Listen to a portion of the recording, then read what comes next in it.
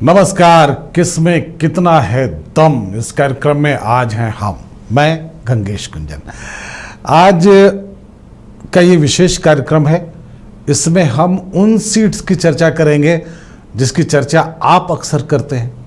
उन सीट्स के बारे में आपको बताएंगे जिसके बारे में आप जानना चाहते हैं कि दरअसल वहाँ क्या होगा। चूँकि जो पहले फेज का जो चुनाव प्रचार है वो 11 की शाम में थम जाएगा। आज 9 की शाम हो चुकी, मतलब ये है कि अब 2 दिन का समय भी पूरा नहीं है, मतलब 1.5 दिन का ही समय पूरा है। तो अब आप समझने की कोशिश कीजिए कि इसमें कौन जीतेगा कौन हारेगा। ये बहुत इंपॉर्टेंट है। इसलिए नहीं, हम ये कोई आकलन नहीं कर रहे कि हमारे पास कोई पोल करने का स्पेशल तरीका है जिससे हम आपको बता सकें कि कौन जीतेगा और जो हम बोल रहे हैं वही जीतेगा, ऐसा बिल्कुल नहीं है। लेकिन हम आपको थोड़ा हिंट कर सकते हैं। जो ग्राउंड में जाकर हमने देखा है वो हम आपको बता सकते हैं। जो लोगों के चेहरे पर, प्रत्याशियों के चेहरे पर पसीने की बूंदें देखी हैं हमने ना, वो अपने आप में पूरी परेशानी बयां करती हैं। तो 6 मिनिस्टर्स हैं इसमें। इस पहले फेज में 6 मिनिस्टर की सीट्स दांव पर हैं।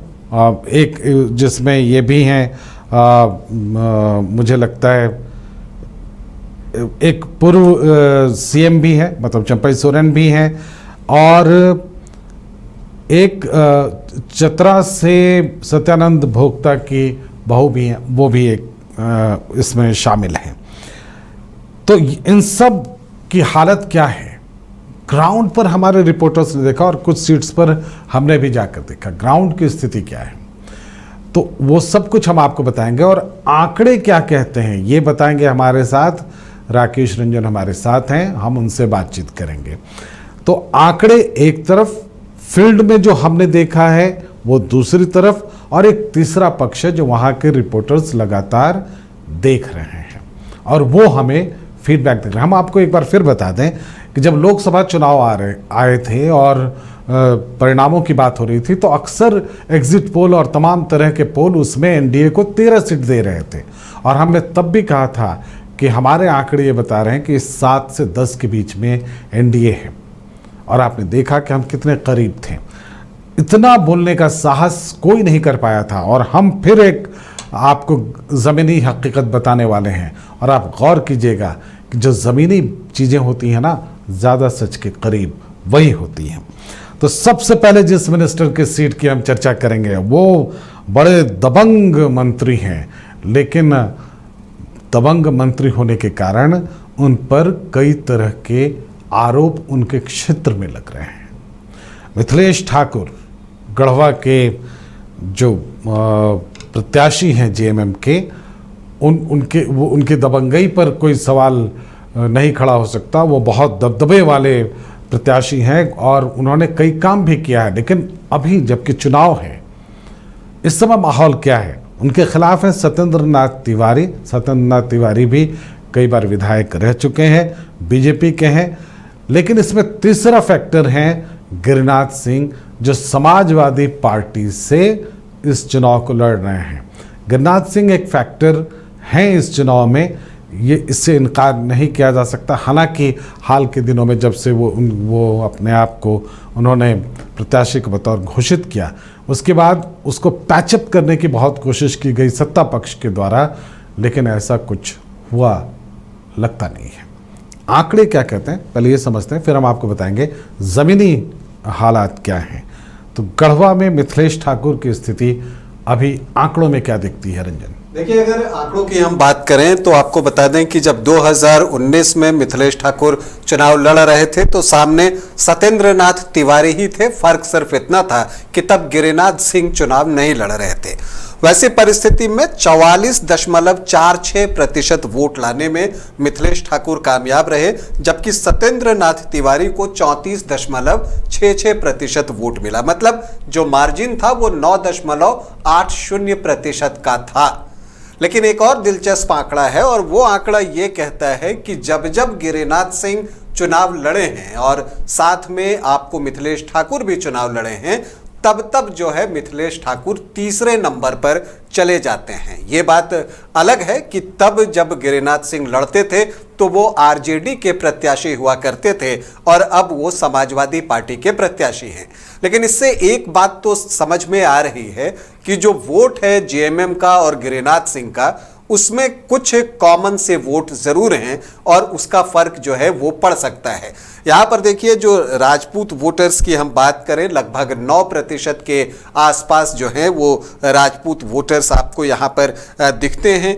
यादव वोटर्स की भी संख्या अच्छी है और उनको अपने पाले में करने की पूरी कोशिश जो है वो मिथिलेश ठाकुर के तरफ से हो रही है। लेकिन जहाँ तक सत्येंद्र नाथ तिवारी की बात है तो इनका एक अपना निराला अंदाज है, निराले अंदाज में बातचीत करते हैं और वो जिस तरह से इस बार अग्रेसिव होकर कैंपेनिंग कर रहे हैं और उनका निशाना सीधे मिथिलेश ठाकुर हैं, तो उसका प्रभाव जो है वो थोड़ा थोड़ा दिखता है। आपको बता दूं कि सत्येंद्र नाथ तिवारी जो हैं वो 2 बार जो है यहां से जीतने में सफल रहे हैं, एक बार जेवीएम-पी के टिकट पर और एक बार बीजेपी के टिकट पर। जब वो बीजेपी के टिकट पर चुनाव जीते थे तो 21,755 वोटों से वो जीतने में सफल रहे थे। तो एक दिलचस्प मुकाबले की तस्वीर यहां गढ़वा में बनती हुई दिख रही है और मिथिलेश ठाकुर के लिए जो परेशानी का सबब बन सकते हैं, देखिए जो यहां पर मुस्लिम वोटर्स हैं वो 20% के आसपास हैं,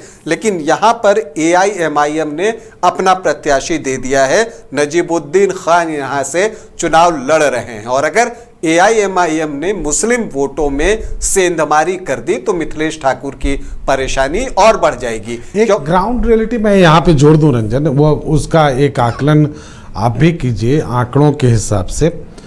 ग्राउंड रियलिटी ये है कि अल्पसंख्यकों का रुझान हमने गिरिनाथ सिंह के साथ भी देखा है। क्या ये मटेरियलाइज करेगा? क्या आपको लगता है कि अल्पसंख्यक उस तरफ जा सकते हैं? एआईएमआईएम अक्सर जब आमने सामने का मुकाबला होता है तो वो हम कह सकते हैं कि वो दरकिनार कर दिए जाते हैं, उनकी बातों पर किसी का ध्यान नहीं होता है।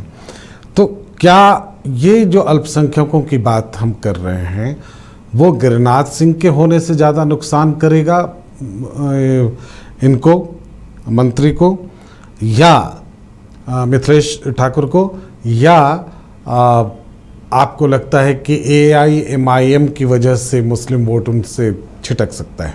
देखिए, ये दोहरा नुकसान है। ये भी तय है कि एआईएमआईएम अगर मान लीजिए 1% भी वोट लाता है तो वो वोट मिथिलेश ठाकुर का ही होगा।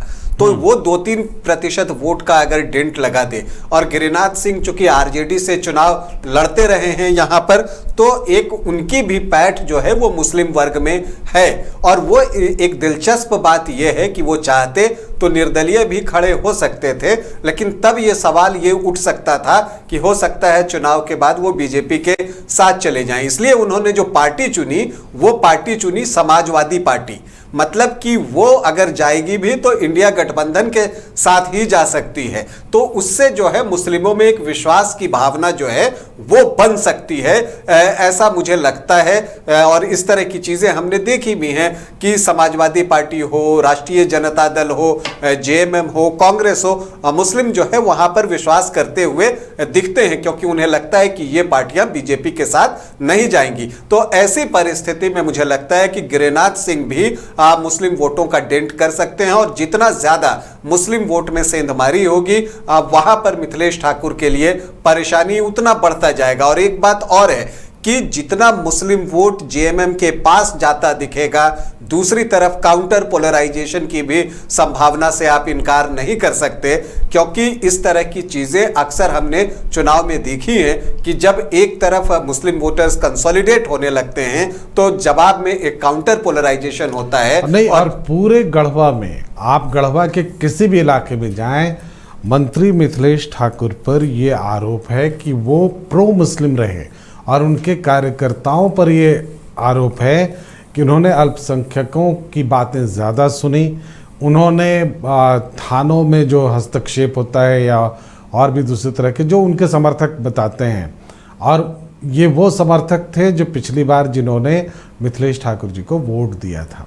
उन सभी लोगों का कहना ये था कि चूंकि वो अल्पसंख्यकों के होकर रह गए, इसलिए इस बार वो मिथिलेश ठाकुर से दूर है। अब ये मैं जिस समय की बात कर रहा हूँ तब से आगे अभी कुछ दिन और बाकी है, तो ये दूरी कैसे पाट पाते हैं और वो सामने दिखेगा, सबके सामने दिखेगा। देखिए गिरिनाथ सिंह की मैं बात करूं तो वो वहां पर एक जाना पहचाना चेहरा है, तो इस वजह से वो मिथिलेश ठाकुर के लिए परेशानी का सबब बन सकते हैं। लेकिन एक बात और है कि मिथिलेश ठाकुर की अगर हम बात करें तो उनका कहना है कि जो विकास उन्होंने क्षेत्र में किए हैं वो नेवर बिफोर वाली बात है, मतलब इतना विकास जो है वो किसी और ने नहीं किया। तो वो डेवलपमेंट के मुद्दे पर जो है वो चुनाव को लेकर आना चाहते हैं।